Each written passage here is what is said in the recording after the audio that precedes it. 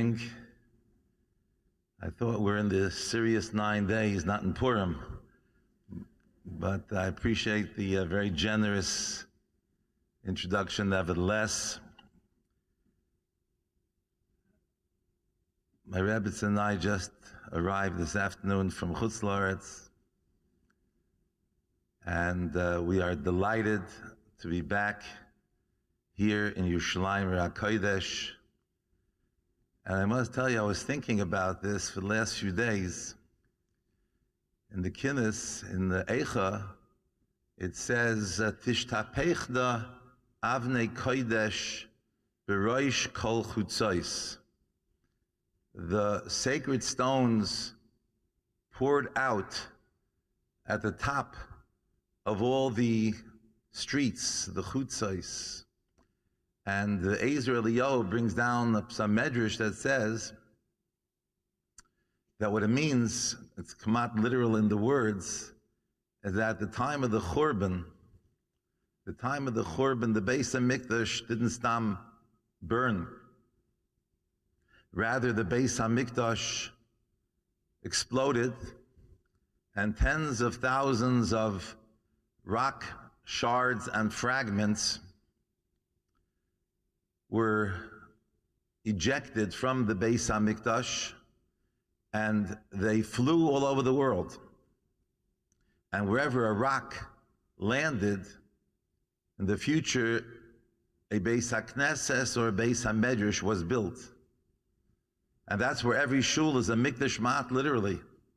Tishtapechna avnei kodesh, the holy stones poured out, b'roish kol chutzos, at the top of all the outside places. The top place is the makom where Torah is taught and we daven to Hashem. And I was thinking to myself, so what does that mean? What is pshat in the binyanei umah? This is a hybrid. This is a Dr. Jekyll, Mr. Hyde, schizophrenic place. It's used for who knows what. And then we have this very holy kinnis here in the 9 days. So I haven't clear what the gather of this place is. Maybe what this room is, perhaps. Whatever it is, this is a very holy moment, a very holy matzav right now. It reminds me of a story I heard about our great uncle, the Telzer Rosh Yeshiva, Avraham Yitzchak Bloch, Zecher Tzadik Levrocha Hashem Yimkaim Damai.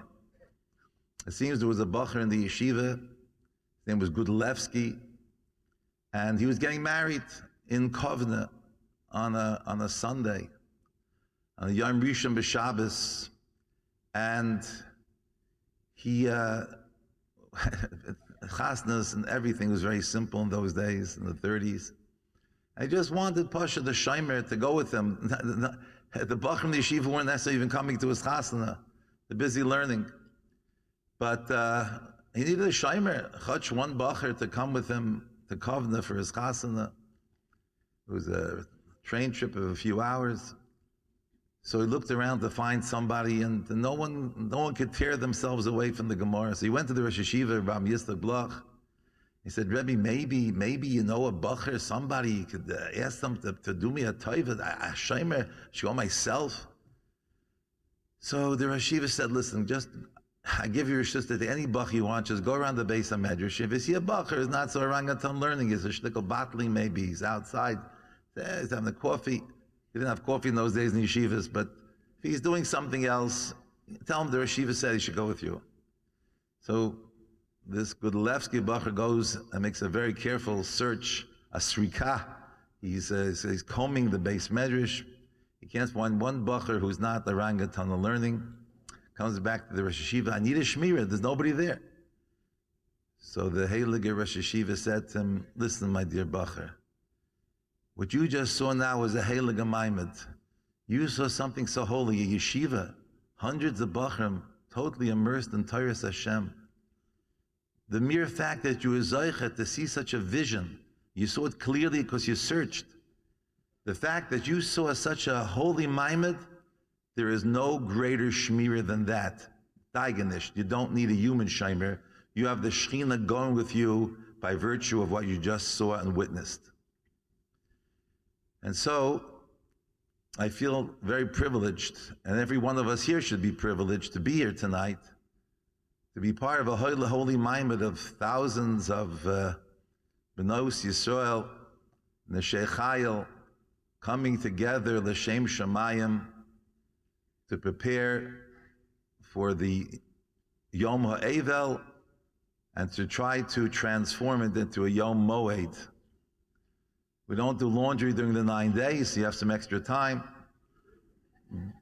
But the truth of the matter is that we don't do the external laundry on the clothing and on the bedding so that we can focus and concentrate on doing some inner laundry, some kibus pnimi, some inner washing and cleansing to cleanse our souls. And our souls always could use some cleansing, but to have a sensitivity for what our souls look like is not so simple. So about a week and a half ago, before the 9 days, I put on a new shirt. I wanted to make sure I had enough shirts for the dry Wochen and the 9 days.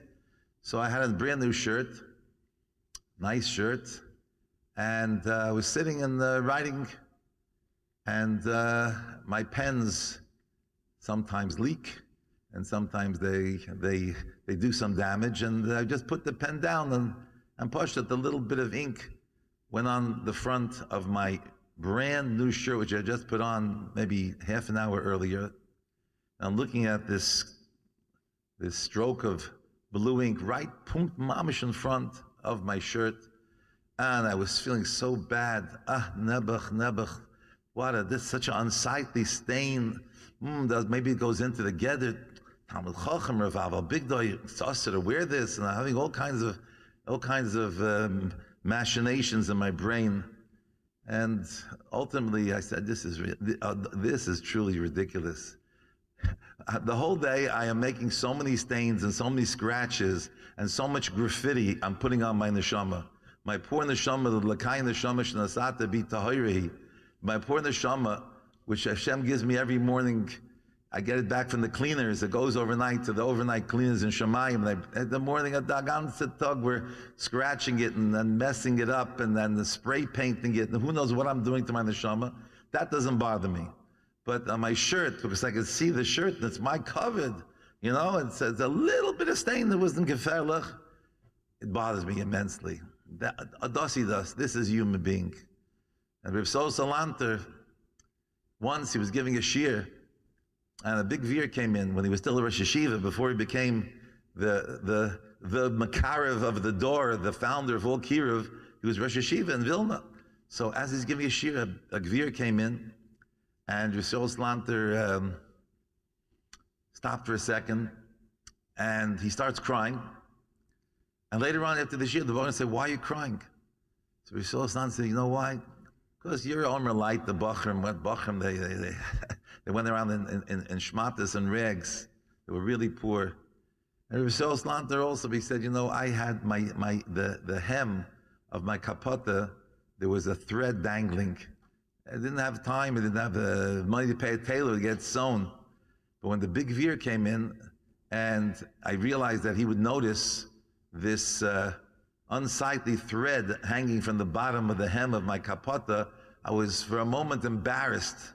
I was embarrassed they'd see me bekalkalasi. And then I said to myself in that very nanosecond, tzamir, that from the gvir, that he's noticing such a kleinigkeit, such a narishkeit, that there's a little thread that's ripped in my hem. I'm embarrassed. How can I not be embarrassed that mamish, my entire neshama is tziris and finala zayt and is shredded, it's torn, it's mutilated, finala zayt. That those bothers me nicht. Now the Rebbe Shalom seeing me bekalkalasi, that doesn't bother me. But the gvir sees beni basar b'dam, what I see b'einai basar b'dam, this bothers me. The whole avodas panim, the greatest journey, the longest journey is the journey inward. The longest journey is the journey inward. And the whole avodas panim is that we should be more aware of our neshamas than we are of our bodies. We should be more aware of our relationship with the Rabbi Shalom. We should be more real and more powerful, more meaningful than any other relationship in our lives.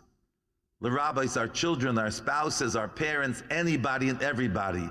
There's no greater relationship that we should tend to than the relationship with the Rabbi Shalom. That's all ultimately that really counts. Everything else is a hechi timtza. Everything else is just a means to an end. We have to be close to the Rabbi Shalom. That's what it's all about. Or does the ganze Yiddishkeit, is the ganze Leben, this is the purpose of life, our race on the etra, this is it.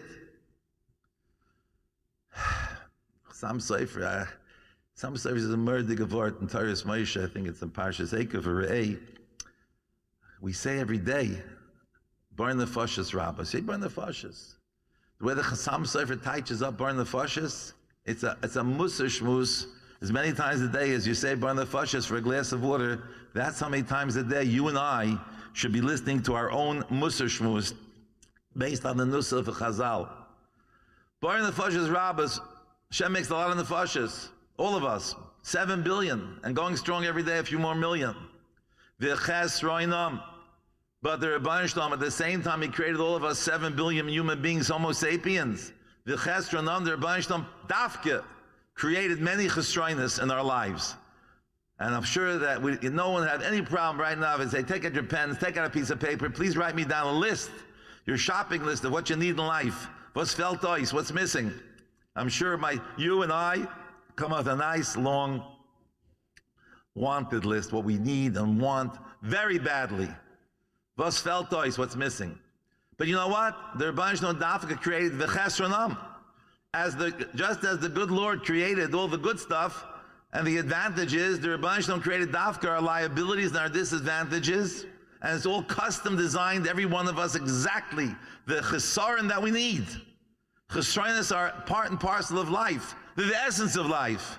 Not only that, says the Chassam Sefer, Doseb Shat. The Chesronam, Al Kol Ma Sheberasa, Lach Yois Pem Nev Shkochoy.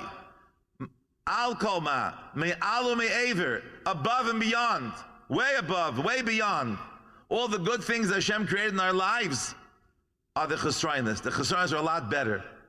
And we have to thank Hashem for all of our Chesronis more than all the advantages and abilities. The liabilities are better than the abilities.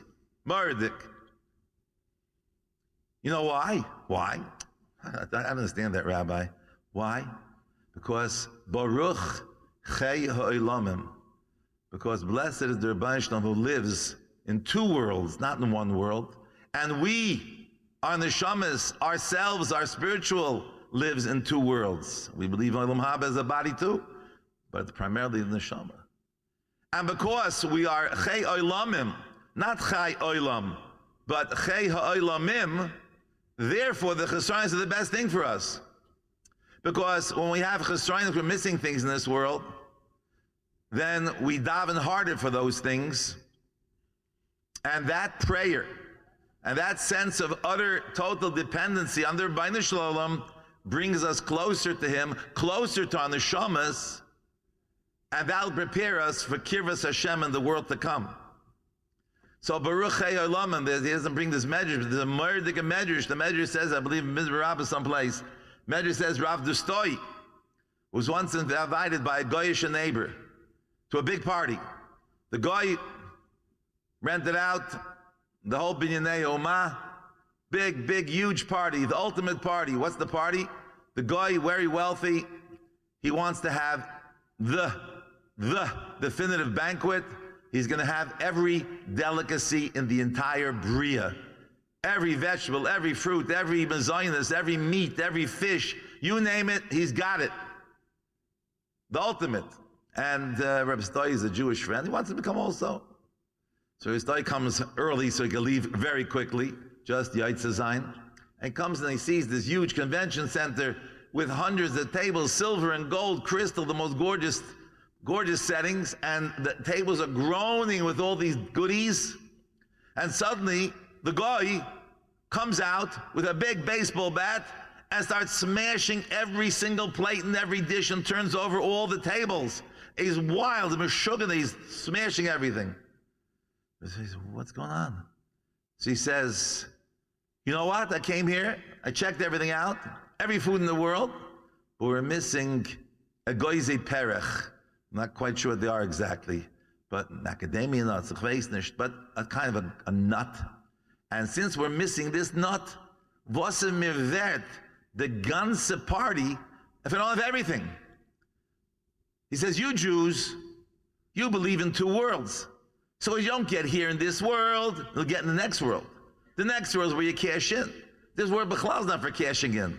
The less you cash in here, the better is in the next world. But we Goyim, we only believe in this world. If I don't get it now, either I chaperine every single delicacy now, or what's life worth? I'm a failure. And I'm missing that one nut. The whole thing is gone to Shvert. Missing the whole point of my party.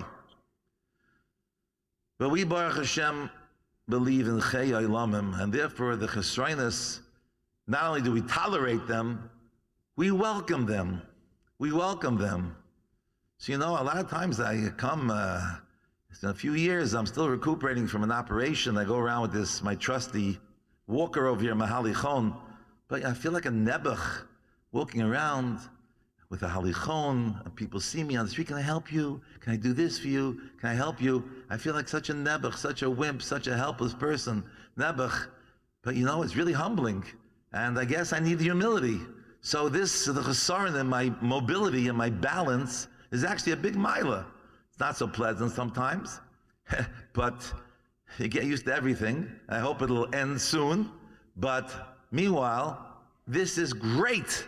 This chesaron, my lack of full, robust vitality and health, is precisely designed by the Heilige Bashefer as being the perfect chesaron that I need now in this matzav of my life. And the minute the Rebbe Shalom feels I had my tikkun, I'll be running around again. And you know what? If he doesn't have a tikkun, I'll still have it.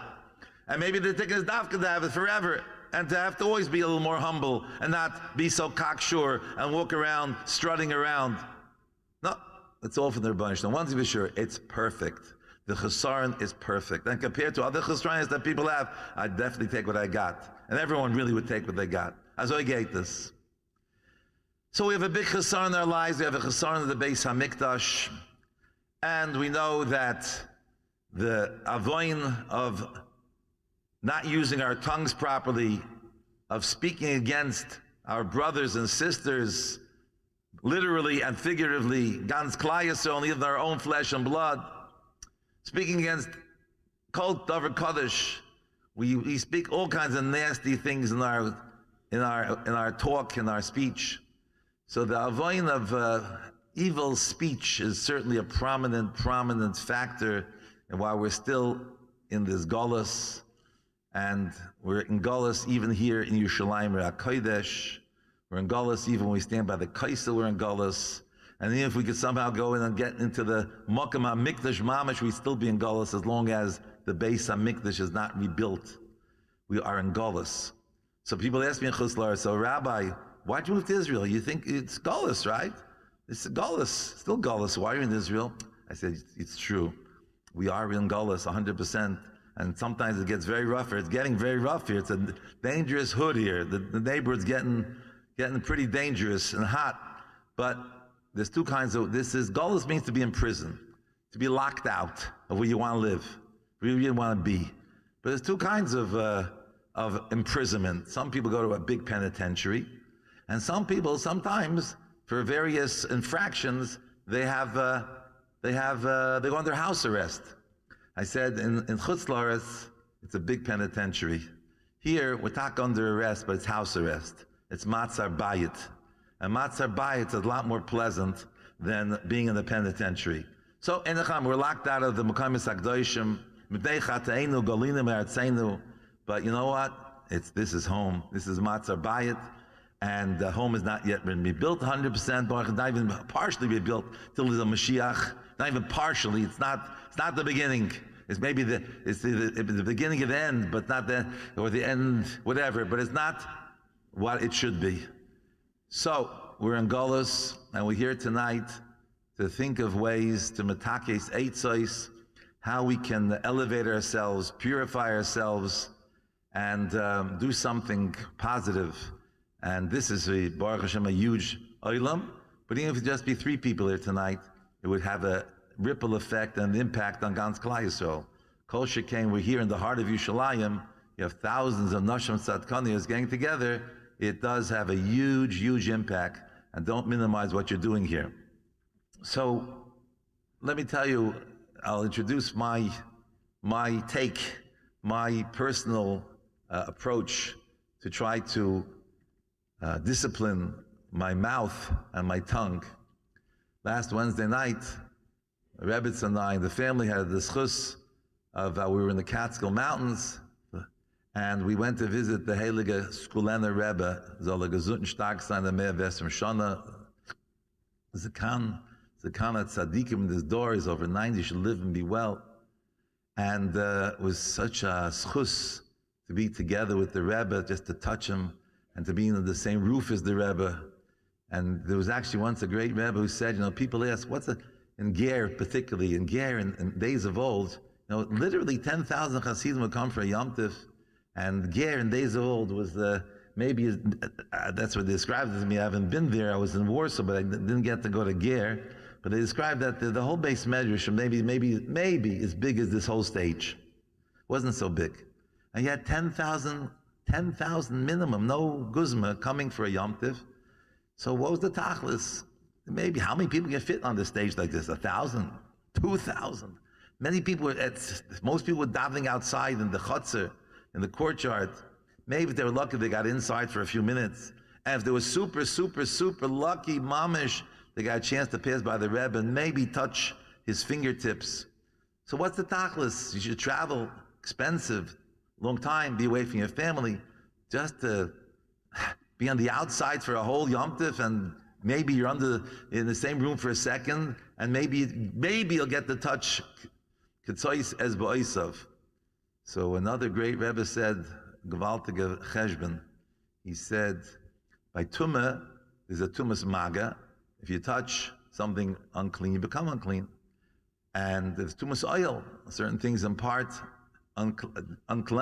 defilement, Tumah, just by being under the same roof in the oil together with a Tumas Meis, or Tsaras, just by being under the same roof, far away from the source, but under the same roof, makes you Tameh.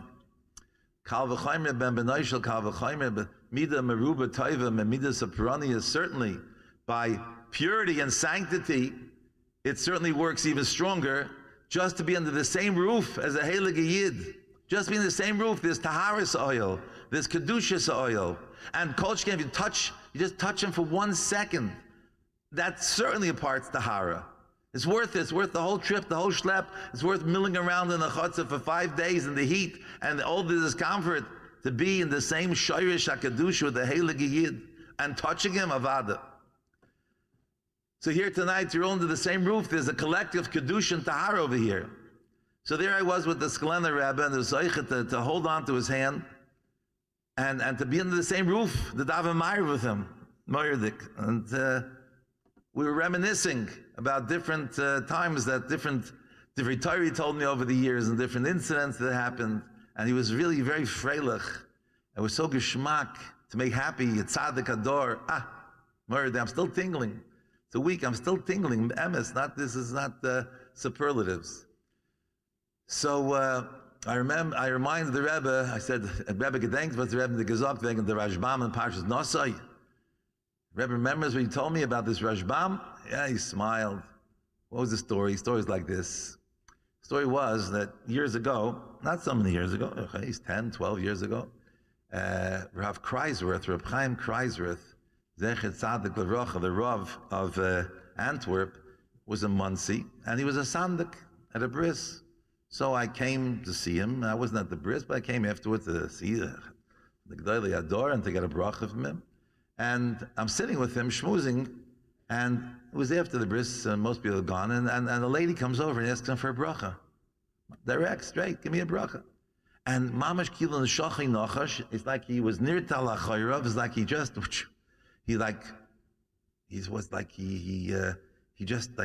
something hit him, and he said, no, Chas v'Shalom, the Zohar in Parshas Pinchas. Obviously, all ladies know Zohar is in Parshas Pinchas, and I'm sure in this audience, everyone understands what he means, but I rather didn't, so I guess the lady didn't either. So he said, the Zohar in Parshas Pinchas that says that man the mevorech, a person who gives brachas, Paischen loy pinkasai. They open up his account ledger in Shemayim and they see whether he's worthy of giving brachas. And since he probably isn't, it's a very dangerous zman of din. Who are you to assume to give brachas? What presumptuousness. So he said, I can't give a bracha. Now this gave me a lot of tsar. Who's going to give brachas if someone not like Rav Kreisworth? Who's going to do this? Who's going to give a bracha? So I said to Rav Kreisworth, I suggest a different shot in the Zohar and Parshas Pinchas. He said, sure. So I'll tell you, I was by the Skalina Rebbe a while ago, and I loved the Rebbe so much that I gave him a bracha. I said the Rebbe should be gesund and stark and me'eves and shana should be stark and shalat slach. He should have everything you do. Should be, but I give him a whole list of brachas. The Rebbe, I can't, I'm sure that after you all finish the Zohar and Parshas Pinchas, you'll learn Chavos Levavos. And the Chavos Levavos, when he's describing what a tzaddik is, he says that tzaddik is mosek midvash and rach michema. He's sweet as honey and he's soft as soft butter. Ados the Skalana Rebbe. So easy, says that is so sweet. And suddenly the Rebbe, I've never in my life seen a sharp look from him, certainly not a sharp word. He looked at me sharp. And I see he was not happy with what I said. And he says to me, Nish dazoi gittim na bracha. Nish dazoi gittim na bracha. You don't give brachas like that. It says in Birkas Kahanim, V'somu eshmi al b'nei Yisrael v'ani avorchem. Baruch Shalom says that the Kahanim, they will put my name on Klal Yisrael and I will bless them. Sakta Rashbam, it means that the Kahanim don't give the bracha. The Rabbi gives the bracha. The Kahanim are merely a conduit to put Hashem's name on Klal Yisrael, and Memela, that they get attached to Hashem. Hashem gives brachas. Only Hashem is the Makor HaBracha. So you should never say, said the Rebbe, I'm giving the Rebbe a bracha. That's presumptuous. Who are you? You're supposed to say, Hashem should bench you with this and this and this, then the bracha works. Okay, I learned my lesson very well. I was very delighted. So I told Rav Kreisworth, that I believe is the pshat in this Zohar. The Zohar says, whoever gives a bracha on his own accord, as if I'm the person, the source of blessing, you open up your Pinchas and they say, who do you give brachas? Who are you anyway? They check out your neshama, see how unstained it is or how stained it is. It's not good. But if you say the Rabbi should give a bracha, the Rabbi should bench him, ooh, of course you can do that.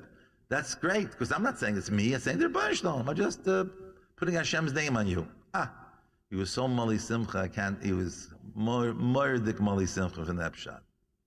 What does it lead into, my dear friends? What it leads into that I think, for myself personally, what works for me is that I think that the biggest thrill of my life, besides sharing Divrei Torah with people, is to bless people. I love giving people brachas. Now that's not presumptuous. It's not presumptuous. Again, if I'm the big blesser, Takesh sounds a little presumptuous. But I'm saying the Rebbeinu Shem should bless you. The Rebbeinu Shem bless you. I want you to have brachas, and I am delighted to be a conduit for brachas. And when my mouth is filled with blessings, it's hard to use that same mouth for saying nasty things about people. And so whenever, again, maybe you're familiar with this, it's just anytime someone gets me annoyed, and we do get annoyed, and it's inevitable, but I give him a bracha. I give him a bracha. And that's a great antidote, not to get too angry, not to lose my temper. And every single time that someone almost triggers me, it's a chesaron that was sent into my life to improve me. And these improvement moments don't happen like once every week or two. It's every hour on the hour, come out every minute on the minute. Every kid is guaranteed to trigger you. Your husbands are guaranteed. Your parents are guaranteed. The whole world, the taxi driver is guaranteed. Everybody, the teacher, even teachers, how do you like that? Everybody, but that is the way the Rabbi Shalom made the world. It's one big firing range. That's what life is all about. We are the targets. Guess what? We're the bullseyes. And the Rabbi Shalom is shooting at us all the time. Will you get it straight, please, finally, and realize that the chesroinus are milus. That's what you hear for the chesroinus. It's all about taking the chesroinus properly and just bite your tongue. keep your mouth shut, and better yet, give the person a bracha. You should be gebenched. And maybe think to a second, what I really want to really hurt this person. I mean, she's my sister. Just because she said something very nasty to me right now, very hurtful, would I prefer that the world should be without her? Would I prefer not to have her around? I really would like her to get benched. I got to go to the chasna next week, so I'm gonna dance with her, and I'm gonna want to give her brachas, and the college gets me for brachas. So now, because she told me that the chocolate cake I made for the offer was miserable, didn't taste very good, so I'm gonna say something nasty. So no, we have to know that I want Yidden to be blessed. I must tell you, it's a murder de gezach. We're still in the aura. We're still basking in the aura of yesterday. Yesterday, Rosh Chodesh Av was the only yard site which is clearly spelled out in the Torah. Only one, the yard site of Aaron HaKohen. The Heilige Aaron HaKohen nifter on Rosh Chodesh Av, and there's a murder de gevort by the Rishner Rebbe. The Rishner Rebbe asks, what's the pshat? The Chazal tell us that Aaron the Kohen, his chus were the Anani HaKavod. What ma'inyan Aaron l'Anani HaKavod? What's the shaychus? So the Heilige Rishner, the Teferes Yisrael, said that, whenever we speak, a little bit of vapor comes out of our mouths. Hevel. It's called Hevel because Hevel also means something insignificant, because the vapor, in the winter we see it a little bit when it's cold. You can see the vapor, which it is condensing in the cold air. So that hot vapor that comes out of our mouth, the hevel condenses and makes a little smoke. In the summer we wouldn't notice it, but it's the same hevel. And Chazal speak about hevel PM, shall tinoike shabeis rabban, it's hevel. So he says usually when two people talk to each other, the nature is, unfortunately, that when you're talking, I'm not even listening to you. I'm just thinking what the brilliant thing I'm going to say next. I can hardly control myself. Say, ooh, you think that's a vort? I hardly even want to hear your vort, because I am the source of all wisdom. I am the grand guru, and I am numero uno. And what I have to say is really chashuv. Okay, it says in Pirkei Avos something. Shouldn't be a goylem, so I'm going to listen to you just for a little, courtesy. Wouldn't look nice for my kids if I'm going to interrupt you in the middle. So I listen. I'm not paying attention to you. And you say, no. But so while I'm listening to somebody else, what they say, I'm mahavil. I am ignoring and negating, really, and discrediting and making insignificant what they say. Well, who are you anyway? What I have to say is very important. But Aaron the Kohen taught Yidden they should have a lot of respect for one another. Shalom means not just Shalom is not a ceasefire. Shalom is not a ceasefire. Just like a marriage, Shalom Bias doesn't mean ceasefire. That the husband's in his foxhole and the wife's in her trench. And tonight, Baruch Hashem at supper, they didn't throw plates at each other. Ceasefire, okay, they just ate in silence. And everyone's just, nothing nasty here tonight. Shalom Bias is a good zach. Gewaltig. Look at all the plates we saved. No. Shalom Bias is not a ceasefire. Shalom Bias is passion, a relationship, respect for one another, enjoying each other's company immensely. It's the greatest thing. It's awesome. It's gewaltig. And that's how this is not the pie in the sky. This is dos. That's what Shalom Bias is. And Shalom and Tzivishin Yidden is the same thing. Shalom's not pshat that we're not getting into machlokes. We're just tolerating each other. Shalom is I'm sitting next to you in shul and I enjoy the fact that you're davening next to me and your davening energizes my davening and your learning energizes me. I'm so happy I'm under the same roof as you and we have a taharas oil together. It's so gewaltig. So Aaron the Kohen taught Yidden to have respect for each other, to enjoy each other, to want to perpetuate one another, to strengthen one another. And therefore the hevel, the breath that comes out of people's mouths when they talk to each other, instead of dissipating into nothingness, the fact that each one was machshiv, the hevel of the other one, that vapor, now there was a merger between the two vapors, and then when the third person joins, there's a third vapor, and from all the different conversations and all the different encounters and all the moments of engagement and the all moments of bonding between Yidden, all those vapors bonded together and joined together and condensed and they became the Ananei HaKavod, which protected Klal Yisrael.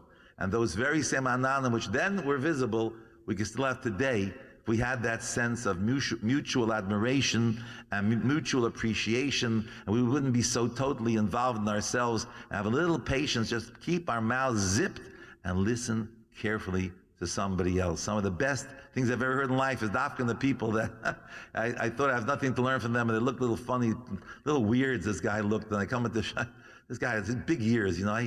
Nothing I get out of this guy. He is a big-eared guy, and it is not. There's no way that this man has anything to teach me because he has big ears, and people with big ears. Maybe he's better than me, though. He has big ears and a small mouth. That's what you gotta have in life. Keep your big ears open, your big mouth shut. That's not a bad idea. But no, I don't like his ears. So I always say that you give marks in school. This is not a joke. Nothing I say is a joke. Very serious. In school they should have marks for listening. They only get, if a kid's a good speaker, they're eloquent. If a girl speaks well, a boy speaks well, they're well spoken for. Oh, that's just good. They're successful. There should be a mark for listening. Dikir shmabini. You're older, you can talk. When you're young, it's time to listen. You have to learn how to have a thirsty ear, to train ourselves for a thirsty ear. At any rate, Azoizok the Heilig Rijner, about Aaron the Kohen, yesterday's Bal Yartzeit, and the Hashpah of the Yartzeit goes for at least 3 days afterwards. So we're very fortunate here tonight. We're creating a gewaltig Anani HaKavod, which is protecting Klal Yisrael, and that's the perfect avira for the 9 days. So that is the first concept. If you want that your mouth should not be filled with nasty stuff, so the whole day go around giving blessings, even if the person's 1,000 miles away. Bless the whole day. Bless your children. Bless your husbands. Bless everybody. Ganze Tag, we're blessers. V'heyei bracha. The Rabbi said that from Avinu. V'heyei bracha. You'll be a bracha for the ganze Welt. This is what everyone should be. Rebbetzin Kanievsky. Everyone remembers Rebbetzin Kanievsky because she gave brachas to Klal Yisrael. It was natural for her. It wasn't something presumptuous. Each and every one of us can be a mini Rebbetzin Kanievsky. That's what she would want. The Rav in Miami Beach, Florida, a long walk to shul, over 1.5 miles. It was very hot, and people say, "How does the Rav do this in his long black kapata with his black hat? It's hot." I said, "I have an air-conditioned kapata, and I have an air-conditioned hat," and it was true. Whatever, as on Miami Beach, that's the matzav Hashem gave me what I needed. What was missing, I had an air-conditioned kapata. That was what. I could have used a helicopter, maybe a Shabbos helicopter, but I had air-conditioned kapata. Shouldn't lose my schar psiyas. The kids are so. When I used to get to the main street there in Miami Beach, the 41st Street, and across the street every Shabbos to get to shul, and I see there was a very famous gas station there, Texaco, I think it was, yeah. And the owner, I won't give you his full name, we used to call him Itche.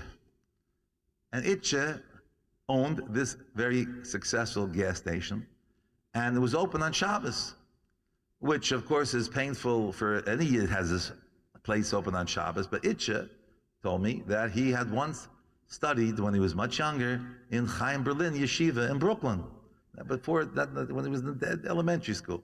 It wasn't a yeshiva yet. It was an elementary school in the 30s, the 20s, the 30s. It was still just elementary school. And his father was even on the board. So it really bothered me that Itche should be open on Shabbos, Bereish Gali. Avos Tutman, you have to finesse the situation. So I see Itche also, not just he's open on Shabbos, but he had right next to him was a big cigar store where they sold Havana cigars, which are illegal in the rest of the country, but in Miami, some of they smuggle them in. And he had a big, fat, big cigar in his mouth. So I said to him, Itche, you know what? Look, if I'm going to speak to you about closing your store on Shabbos, your geschäft on Shabbos, I know you have to root some parnasa, pikuch nefesh. You could probably retire now, but okay, I'm not even going to start there. Okay. But you come to Shema after 120, they'll say, why are you open on Shabbos? You'll say, I needed parnasa. Okay, maybe. I don't know. I don't think it's going to work, but if you think so, fine. But what's your teretz for the cigar? Vos gets through the cigar to your parnasa. What are you going to say? People come to get gas from you because you have a cigar? They like the smell of your cigar? That's why they come to you? No. Sorry, Itche. It's not going to fly, and you're going to be flying because it's not going to work. You can be in big trouble. So I am highly recommending that you should stop smoking cigars on Shabbos. That's it. That's intolerable. And he said, okay, Rabbi, that what you say makes sense. And that's it, I'm a Kabul. I will not smoke cigars anymore on Shabbos, as I told him during the week. So Erev Shabbos, that week, I was driving to shul on the Erev Shabbos, stopped by his garage, and I put in his hands a big bottle of champagne, nice chilled bottle of champagne with a special presentation plaque. This is presented to Itcha. He has just joined the Shomer Shabbos Club. The mouth that is not filled with cigar smoke on Shabbos should be filled with champagne bubbles. Oh, he was so happy. We drank a Chaim together, and it was moiridik. And ever since then, every Shabbos I would pass by, and he would go, no cigar, no cigar. Gewaltig. I'm very happy with that story. Yeah, we did other good things with him, but you started with that. But that's the yisoid of Shmiras Haloshen. One good tactic, besides learning the halachas, is that the mouth that is filled with bracha, you're blessing everybody. And you think, I really want to bless this person. They annoy me, they bother me, I'm jealous of them, of course. I'm envious. One of the main reasons that we love speaking Lashon Hara is to tear somebody down, because we're threatened by their apparent success, which I don't enjoy. So I just love dragging them down to my level, because we live by comparison. But you know what? This is my sister, it's my first cousin, it's my best friend. I would still say Lashon Hara about her, because we're nasty. We have this streak in us since the Chet of Adam Rishon, the Nachash. But the mouth that's filled with blessing, we sincerely, we can muster up the gene in us, the Avraham Avinu gene, the V'yei Bracha gene. The mouth that's filled with bracha is not filled with nasty klola, Rahman l'tzlan. So that, I believe, is a very powerful opportunity for us. And I'll just mention in passing, because this requires another totally different shiur, but I can't control myself. What can I do? As my wife always reminds me, that they call me the tangential Rebbe, because I always go off on a tangent. But I'm gonna try to control myself and stick to the point, but I just must share with you the Zohar HaKadosh in Parshas Eikev, I believe it is, a moiridik yisoid. This is transformational. the rabbi speaking about transformational. This is really something transformational. It transformed my life. And the Zohar says, I'll tell you just this little keta from the Zohar HaKadosh. The Zohar says that when a person makes a bracha, and you just say the word Baruch, just Baruch, blessed, before that, a malach comes along and takes that word Baruch, and the malach flies to Shemayim, and usually the Shari Shemayim, you think the security around here, I didn't see so much good security here tonight, but when I came into El Al today, when they had everyone had machine guns trained on me, I walked into the El Al in New York as something else. But the kids say there's usually very big security in Shemayim that nothing inappropriate comes in. But if you say the word Baruch, you're giving Hashem a bracha, then there's an easy pass. All the Shari Shemayim open up. This malach takes the word Baruch from your mouth and my mouth and flies kaviyachol to the Rabbeinu Shalom Mamish, to the Kisei HaKavod, and says, Rabbeinu Shalom, this wonderful woman, Leah, Rachel, Minna, Minda, Bluma, they're sending you a Deirana, they're sending you a gift, Rabbeinu Shalom. Isn't that great? The Rabbi says, what? Minna, Bluma, Sarah, Rivka, Avigail, Batsheva, they're sending me a Deiran? Oh, yeah, I appreciate it so much. I can't wait up in the Shemayim for the next word of the bracha. I'm flying right down Kavayachol to the table where they're sitting about to make a motzi, and I want to hear the bracha directly from them.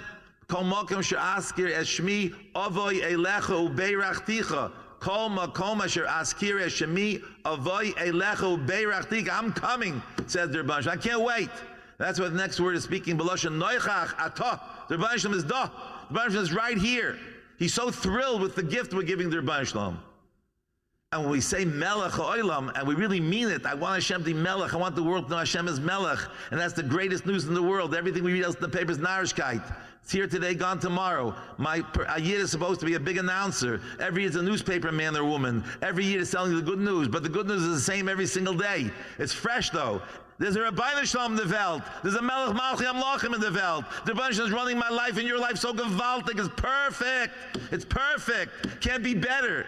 Even the Chesronis are perfect. Everything is perfect. Also, the Rabbi Shalom is perfect. That's the good news. And everything, every day is a new chesaron, but there's a new hakara by me. It's aus l'toiva. And if a person wants to be mamlich, their Banisham, the ganze Bria, my tachlis is to be a missionary. We are all missionaries. Every Jew and Jewess is a missionary. We are the missionaries. We are the crusaders. We're on the crusade. Everybody I meet, every bus driver, every taxi driver, every little child I meet, every human being, every family member, tell them the latest hashgacha pratis from your own life. You don't have to go buy another book for $25, but Yenim hashgacha pratis. Every single person in this room here tonight can write your own book. You can keep your own diary every single day, every single day. And Hashem said, what? So this young lady is giving me a bracha gift. I'm here atah, and they're mamlech me. They really want me to be the melech al kol haaretz. They should be a dua. You know what? I'm going to, Queen Elizabeth, I hope to go to London for a chasna right after Tisha B'Av. And I was in London a few times. Our Zayder of Leza tells us is Nitman in London, but I never saw the Buckingham Guards. I have to see this. If it's not too much pretzis, I'll try to go there. I want to see it. And the Buckingham Guards, it's an English, he covered Malchus by Basar V'Dam. You got a musig of Malchus Shemayim, Melech HaMashiach. And these chaver over there wear their bare spuddocks in 110 degrees, very expensive. Not like a Streimel, but it's also pretty expensive. It's probably more than a Borsellino. And they have their spuddocks, and they have the Coldstream Guards. They have a nice red garb, and they have and the Queen takes care of everything for them. They get their rent paid for, and they get a salary, and their health is taken care of. I was thinking, why is the Queen so generous to the Coldstream Guards who are strutting back and forth in front of Buckingham Palace? Because they are there for the covet of the Queen. It's not about them; it's about her. These are my chevra. They're out there in my covet, and even if they faint from the heat, they don't let them move. They just fall flat on their noses. That's the halacha. Azoy shtei in the Hilchos Coldstream Guards. No matter how hot, you have to stay cold. Azoy shtei. Those are the Shulchan Aruch of the Coldstream Guards. You do not budge for your appointed position, the malka. Oh, you're here for my covet, I take care of everything. So if we really sincerely say a bracha, when our mouths are filled, Yamali Pitil Asecha, then we get tremendous schar, and we're giving Hashem Gemara Dik Nachas Ruach. So the way to train ourselves to give brachas to every single Jew that we meet, everybody you meet, is by training ourselves. When we give a bracha, it's slow and clear and meaningful. And the bracha should be more delicious than the food we're about to eat. We should sink our teeth into the geschmack of the bracha more than we're about to eat. Mordik, geschmack. But that's not the shmuz brachas. But that's the first nakud I want to share with you, the idea of filling our mouths with blessing Hashem and blessing our fellow human beings and fellow Jews. You can say, God bless you to a Goy also. I'm always saying God bless you to Goyim. You tell a Goy, God bless you. I must tell you, there's not a tangent, it's off an art. I was in Ben Gurion Airport a couple of years ago, and if you noticed, when it was first built, I don't know when it was really spanking new, and the plane was delayed, so we bought the sandwiches just in case it was sitting around for a couple of hours. So I went to wash my hands, and they were very considerate. They have a Natil Yadayim outside, a lot of the Sheirutim outside, so you can wash your hands. It's very good, fine. So I went to wash my hands, and I took along the bread with me too, because I didn't know where we were going to find a place to wash. I took something along to make a moitzion right there, and I washing my hands, and I make an al natilas yadayim, and I sense that somebody is watching me. Who is watching me? I turned behind me, and there were two janitor ladies. They go around there with their little buggies. I didn't notice any, maybe for security purposes, they don't have like trash cans. They have trash cans only that are like mobile. Maybe they're afraid of some kind of a chayfetz chashud there, so they don't have trash cans. These ladies are going around, and two women are standing there, actually dark-skinned women. I wasn't even sure what they were exactly. Well, could be some beautiful Jews but they just looked, and I didn't, they actually were wearing pants, and I didn't know exactly what's going on. They're staring at me. So I made down to Yadayim, and they're staring at me, and one seemed to look a little more savvy than the other, and she sees I'm taking out my bread from Maitzi, and the savvy one tells the other one, she says, Tishmi heitev, listen carefully. Harav hazeh holech levarech bracha. It's about to make a bracha. Yodat ma ze bracha. Habracha shaveh milyonim. Habracha, it's worth millions. Lo, ze lo nachon. Ein erech lebracha. Ein erech lebracha. It's priceless. Unbelievable. This is what I learned from the two janitor ladies in Natbag, in the Namal Tufa Ben Gurion, what a bracha is. A bracha is not worth millions, is priceless. That's a bracha. We should keep that in mind. Okay, that's the first tactic for filling our mouths with the good things rather than the bad. And the second thing I want to suggest is a murdica suggestion, which is so pashut that we're all going to ask ourselves, why don't we think of this? It's very, very pashut. Now, here we have a room full again of Nashim Tzadkanios, and I'm sure I would say 99.9% of you had a wonderful chinuch, tremendous, beautiful chinuch, and you're mulling all kinds of divrei Torah. And even though Nashim aren't mitzvahs in the same way as men in Talmud Torah, but everyone here has learned Torah, and you certainly have learned halacha l'maisa, and you're all mevinos, and you're all reading books about lovely stories, and every one of you is an oitzer nechmad, mamish, an overflowing treasury, overflowing with good things. Gewaltige Sachen. The reason why we get nichshel lashon hara is because we allow conversations to sort of flow to like the force of gravity. Things go to the lowest point. Conversations seem to tend to flow out of our hands and out of our mouths, and we let ourselves slip. And instead of living up to our higher selves, and every single person is a gehoibin, a woman here in this, the gehoibin, the girls, gehoibin, the young ladies, gehoibin of Viber. Every single woman in this room is a gehoibin, a noble person, a balas madrega. You wouldn't be here if you wouldn't be a bali madrega. Every Yiddish Afroi, all Shomers, Torahs, and Mitzvahs are balas madrega. You're mamish women of stature. You are all young ladies and women of stature. You know, Recheskel Levenstein, when he was in Shanghai, he once took a bacher who needed chizuk for a walk. Very rarely, he should leave the base medrash. Recheskel, he took a bacher for a walk in the downtown of Shanghai, in the horrible heat and humidity, and they passed by a building there known as the Sassoon Building. This building was the most beautiful structure in Shanghai. It was built by a Yid, the Sassoon, famous Sassoon family, and it was built to put a lot of money into it. It's a beautiful building, architecturally, very prominent, many stories, this building. There's only a problem that the building looked like the leaning tower of Pizza that was tilting, and it looked like it's about to collapse. As a matter of fact, it was abandoned. Why? Because once upon a time, on this particular place where the Sassoon building was built, it was empty.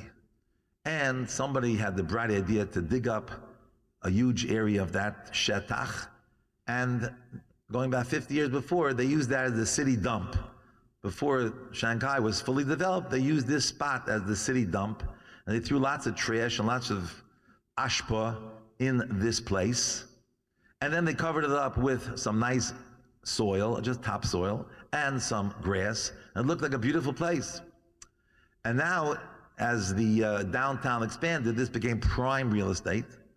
And Mr. Sassoon unwittingly bought this place to build his gorgeous building, not realizing that below it was garbage. And beautiful structure, beautiful edifice. And the main thing we're interested in, Taka, we should look good to people. And of course, what's the main thing in life? You know the truth. The main thing, remember the rule. You gotta have to keep the main thing. The main thing is to keep the main thing the main thing. And the main thing is what? You got it. Shaduchim. Dikr is not avoidance habayre. That's not dikr. Dikr is good shaduchim for my children. So via zetois, what does it look like? So this building looked great, but the building was built on a totally very schwache foundation, a meaningless foundation of ashpa. It was doomed to crash. And Dafki, you know, it's interesting, the Kuda, that if the building wouldn't have been too high, maybe it wouldn't have crashed. When you build a tall building, the taller it goes, the worse the matzav is, because you need a really strong foundation for a taller building. And so too in our lives, a lot of people, we look good when we're making shidduchim for our children. We're in our 40s, so we still look okay. But as life goes on and we build another stature, I'm not just a yeshiva of one yeshiva, I'm a 2 yeshivas, and I have a koilel now, and I have this, and I have that, I've written 18 sforim, and I've done all kinds of amazing things. Dafka, when the binyan gets higher and higher, then it's really in danger of collapsing if the foundations are very false, falsha, weak foundations. Chatzim said the Talmud, work in your midas. Without the foundation of midas toivus, real midas toivus, not fake midas toivus, just a facade, but without a foundation that goes underground, you have to dig deep into yourself and examine yourself. And the longest journey is the journey inward. And it's hard to do on your own. You need someone to help you, a chaver, somebody, a rebbe, a malamed, a morah, somebody's going to really help you do that inner work. Without that, just the opposite. The more you build on top, you're in greater danger of a tremendous collapse later in life, Dafka. At any rate, so Libat Torah. So Nashim Tzadkaniyos they learn Torah as well, and everyone here is well educated. If we would have a good vort available all the time, then whenever the phone rings, the first thing I tell my friend, even before I get to the recipe from Bina magazine, I don't whisker or relish it. I tell her a gewaltige vort that just heard. That doesn't have to be a genius, that doesn't have to be your chedushim. It can be the simplest thing in the world, but let me tell you, I learned today one pasuk in Tillim with Rashi. Let me tell you what Rashi said on this pasuk in Tillim. That's all. Well, you can just say the olive base. There's a lot to learn from the olive base. People mamachtavek the olive base. The olive base is very, very important. The Heiliger Belevi Yitzhak Berditchev says that from four letters of the olive base, you have Kol Tar Kula. I'm sure that you've chazered lately. There's 4 letters that go Samach, Ayin, Pei, Tzadi. Sound familiar? Yeah? It's been a long time since gone, but Samach, Ayin, Pei, Tzadi. Zokt Reb Levi Yitzchak, it's printed in the Kedushas Levi. This is Kol Tar Kula. A Samach is a circle, like a circle, a boundary. If you put a circle around your Ayin, your eyes, and you put a circle around your Peh, then you'll be a tzaddik. Simple. That's it. Samach, Ayin, Peh. So imagine you started a conversation with your friend this morning about this.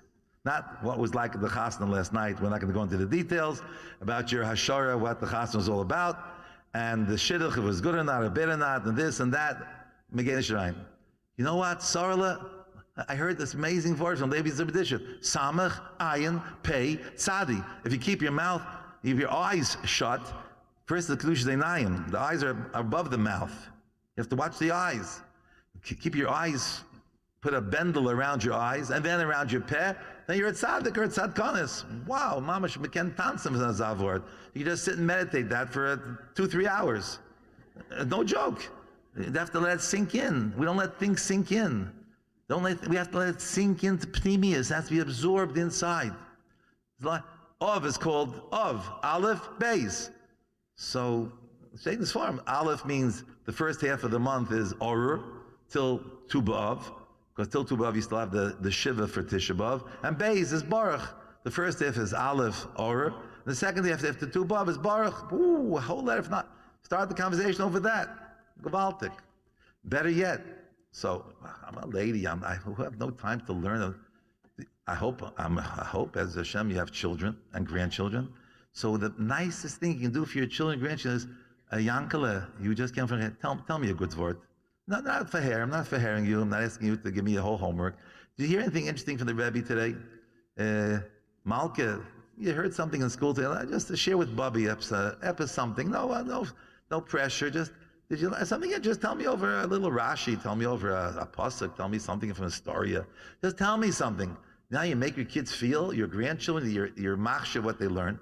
So right away you have a whole different relationship with them. A whole different relationship. It's a spiritual relationship. It's an intellectual relationship. It's a gehoiba the relationship. And you pick up something, meanwhile, from them. You have a murdic source of information.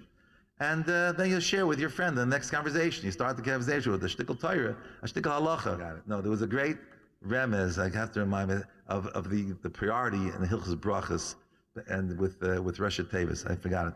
Anyway, but there's little things, everything you see in life. There's a lesson to be learned from everything, from every little flower. How Rav Gifter loved flowers of Eretz Yisrael, and how he loved leaves. Rav Gifter on the way home in the fall would pick up the leaves.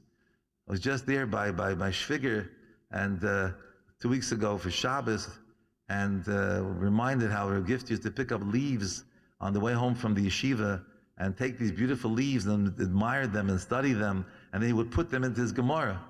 So a blot. There's a blot Gemara, and there's a blot of the Bri of the Rabbi Shalom. So a blot. So what to be admired? Just tell someone a simple insight. What are we're so totally immersed in our daily pursuits that we have no thoughts of something gehoiben. There's nothing elevated in our lives to share with somebody else. And if we start a conversation with something gehoiben and we're excited to share something new with them that's meaningful and brings us a shtickle closer to Rabbi Shalom. We were in South Africa a few weeks ago, and one of the ladies there tells me a murder de gazach. Blew my mind. Computers. Okay, the world is full of computers. So, well, allegedly the computer, again, I don't know much about it, but computers are based, the whole system of storage of information is based on the binary number system. And this is an outgrowth of calculus. And there's a machlokes, who was the father of calculus? Was the father Sir Isaac Newton? So if you come from England, it's Sir Isaac Newton. But if you come from Germany, the father was a fellow named Leibniz. There was somewhat contemporaries. So it's a machlokes who invented calculus. But the binary system surely came from this fellow Leibniz, who lived in the late 1600s. And the binary system, which are really all the information in it's a Pella, I don't know that much about it, but programming, etc. But all the information in the computer is based on different ways of being mitzdaref, different juxtapositions and tzirufim organizations of two binaries, two numbers, 1 and 0. 1100, 11000. It stands for different things, and all the jillions of pieces of bytes of information, the computer is stored based on just different ways of combining 1000, 1100 binary.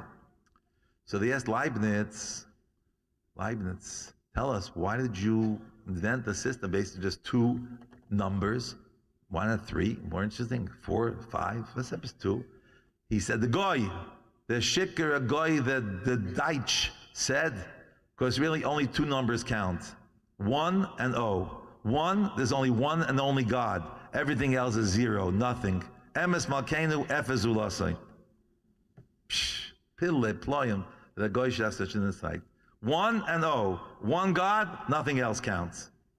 So every time you look at a computer with its filters and everything else, well, you don't look at a computer, you say, I'm not looking at the computer, you say, computer! That reminds me of Leibniz, 1 and 0. Emes malkeinu efes ulasai. There's lessons all over the place. When you start a conversation with something gehoiben, you're determined to pull yourself up. You're living to your highest, not to your lowest. Thus he does. Okay, let me conclude finally. Zazoi. Yeah.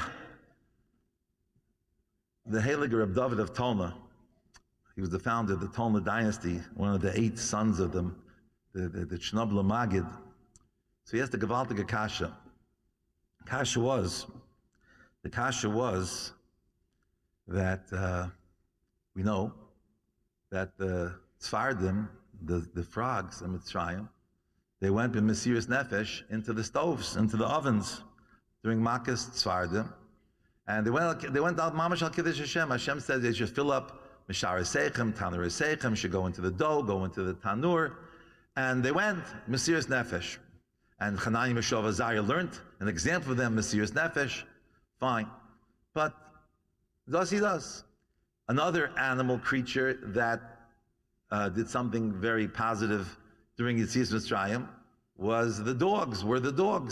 And b'schus that la yechratz kelev l'shaynai, since no dog barked on the night of Yetzias Mitzrayim to scare Klal Yisrael, there was zeicha, an avela, something that was shechted improperly, it became unkosher.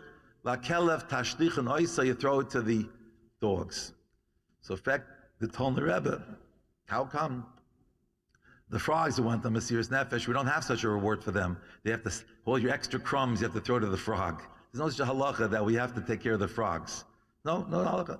But the dogs who didn't go Mesiras Nefesh, they didn't go into the hot burning ovens. They weren't Ma'aser Nefesh. They just didn't bark. They get this reward. Hayom Hazeh, it didn't in the Torah. Like Kelef Tashlich and Oisai. Why? Weistai said to Tolner Rebbe that when you want to bark and use your mouth to bark at somebody, and you hold your mouth in, you hold your tongue back, that's harder than Mesiras Nefesh to go die Al Kiddush Hashem in the furnace.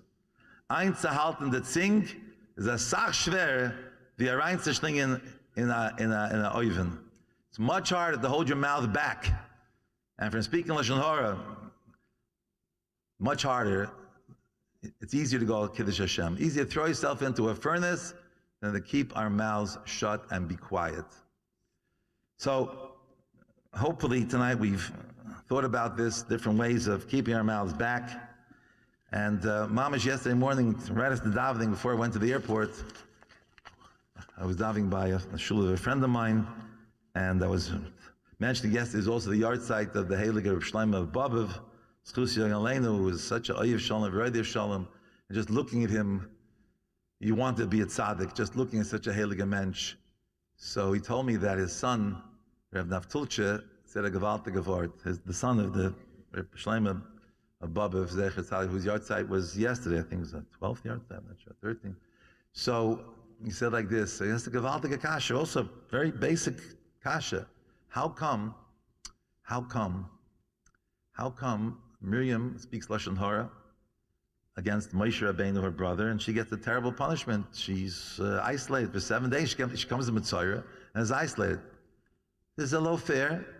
Aaron also participated. He also said Lashon Hara, or certainly was Makabel Lashon Hara from Miriam about Moshe Rabbeinu. So why does Aaron get off scot-free? That's a good question. I mean, I don't know. I must confess, it's so basic. I never thought of it. Very good question. So Naftulche answered, gewaltige teretz. He said, we're talking here about Aaron the Kohen. The godless of Aaron the Kohen was Taka, the Oyev Shalom, V'Rodev Shalom. Aaron loved every Jew like himself and more than himself. He trained himself to love Yidden. He trained himself to be machshav Yidden, to feel they're important, they're significant. And when Aaron saw that his beloved sister, Miriam, was quarantined with saras, he had so much tsar that he had the same amount and even more tsar than Miriam had. At being chutz lamachna, he had more. That's what it means to be a oyev shalom, to love a yid. So therefore it wasn't necessary for the Rebbeinu Shalom to put Aaron chutz lamachna and to be ashamed and to be pained by the tzaras, because he had everything. Just seeing and witnessing and being nice boy with his sister, that was Aaron. He had the full tsar, because his emotions were fully cooked, and he loved a sister and loved every yid more than himself. So he felt mamish like he was there with her, and even worse. If we would think a little bit in our moments that we have time to think and do some serious thinking, how much we really don't want to hurt a fellow yid. I'm speaking to myself, because remember the rule that we teach the things that we have to learn. So if I'm teaching this tonight, that means I have to learn it myself very strongly, that there's a lot of people annoy us, a lot of people we just love enjoying ripping them down with a nice geschmack, zise. We like to be like dogs, barking a lot and biting. We just don't bark. Our bite is worse than our bark. And we do barking and biting and alle Sachen like dogs. And we say, this is me, I'm a dog. This does bin ich. I'm a dog. I'm a Tzalman, I'm a Yid.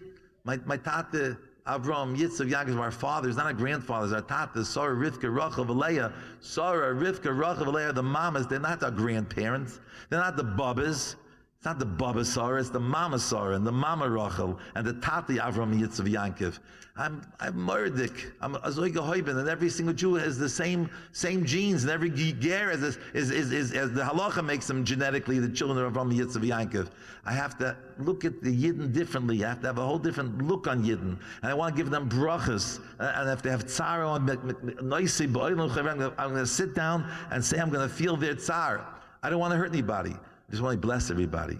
So if we'll make these Kabbalahs to have the sweetness of Torah in our mouth And you know that Isha in Gematria is 306, which is Gematria Dvash.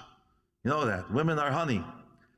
Isha in Gematria is 306, which is Dvash.